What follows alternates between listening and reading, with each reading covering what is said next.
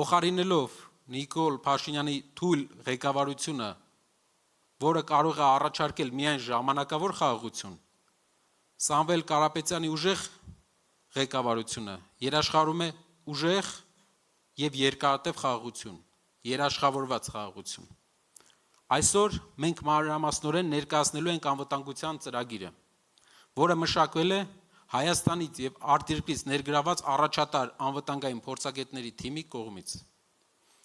Անվտանգության ծրագիրը հիմնված է 6 խոստումների վրա։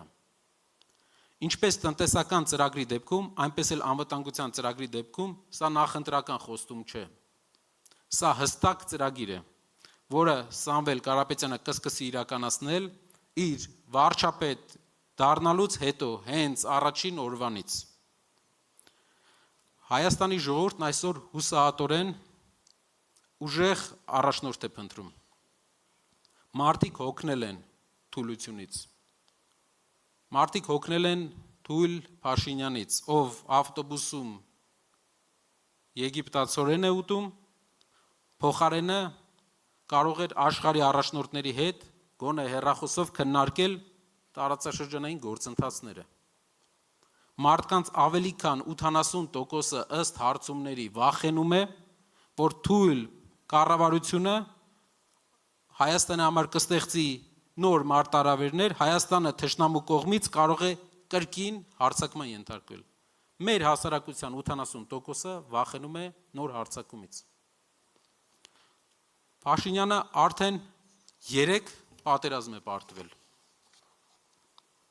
Եվ մենք պետք է կանգնեցնենք նրան, մինչ իր թուլությամբ նոր պատերազմ չհրահրի։ Օրեր առաջ հանդիպեցի մի հայ մարդու, ով խոսելով իրավիճակի մասին ինձ ասաց.